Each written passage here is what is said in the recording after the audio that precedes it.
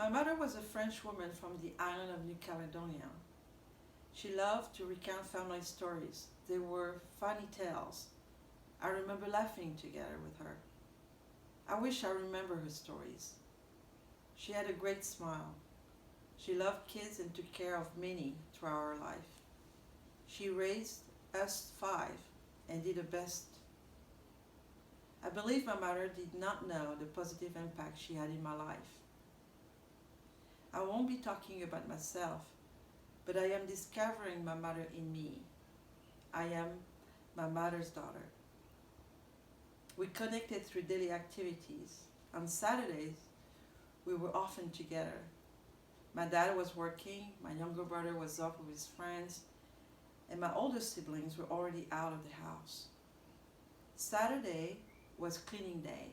I remember doing laundry together. I remember being alone with her. We did not talk much, but we shared the daily chores between the two of us. I was then a teenager, and my mother was in her late 40s. These days were gentle days. It was simply just the two of us. We also did things that we both loved. Saturday evening at 8 p.m. we watched Columbo, the TV series. We both loved it. One Last Things. And of course the shows were in French. Today I still watch Columbo because of her. Sunday afternoon we often drove to the dairy farm and bought fresh yogurt, cheese, and drank milkshake together. It was special because we were the only one who loved it. That was our thing. As my mother and I spent time together, my daughter and I have similar days together. When we were in Germany, we homeschooled in the morning, and our reward was to watch a few episodes of Star Trek Enterprise in the afternoon. We would curl up on the sofa with all the snacks ready, and that was our time together. In Okinawa, Japan, when my husband was deployed, my daughter and I went to a Japanese bathhouse and spent a couple hours in tubs and relaxed. We finished our day at the Curry Man and we ate chicken curry. That was our day together. My mother's story with me repeats itself with my daughter. My mother had a clear sense of purpose. She cared for the whole family. As a child, and even as an adult, I never came home and found the house in chaos. Everything was clean and in its place. I honestly don't know how she did it with all of us at home. We came home from school. She had a chocolate mousse ready for us. She always had something made for us to eat. As a child, that was love to me. She was not just waiting for us, she was expecting us every afternoon. Our education was important to her. My mother did not have a high school education, but she made sure our homeschool was done and well. A sense of purpose is also a gift to my daughter and I. I am also a housewife, a mother, and a teacher. I did the meals, the laundry, the cleaning, and everything else a mother does, as she did. She was my example.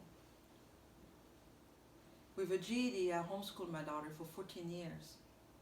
Our entire day was scheduled and organized with homeschool time at home, chores, and extra activities my daughter had, like biology class by the sea in Japan, piano and guitar classes in Montana. My mother was also particular with her appearance. I admired her way to present herself to others. Her appearance was important to her. Every Saturday afternoon she had a hairdresser appointment. I remember going with her. Hairdresser salon was my first encounter with gossips and rumors happening in town. Sunday morning, her hair was perfect again for church. Her attention to her clothing was just right.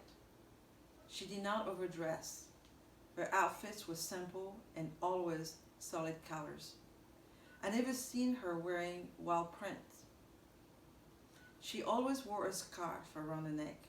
That was her extravagance and her trademark. At home, she had the same attention on her appearance.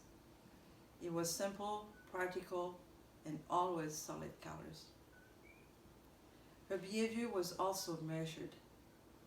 In public, she was discreet and quiet. She smiled a lot and listened to people. At home, she was at home and demanded our obedience and our attention. She was direct in her request. She did not leave room for later. She wanted it now. My mother was always a well-dressed lady, even in her later years, until she was diagnosed with Alzheimer's. Her attention to her appearance taught me to always be decent, appropriate, and comfortable in the way I dress. Never over the top, and certainly not less, but just right. As I grow older, essence is revealed in me.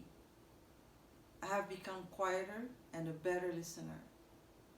I often think of her because I catch myself emulating her mannerism, her speech, and even when I laugh, I hear her laugh. My mother was a simple woman, but she knew who she was and the enormity of her responsibility. Her kindness, her care, and her love was demonstrated by her actions. Every meal we ate as a family, she cooked it. She taught us by her example how to be in this world. She was not a perfect being, but she did her best with what she knew. Today I'm sharing my mother's legacy with my daughter. Augustine is my mother's name. I am my mother's daughter.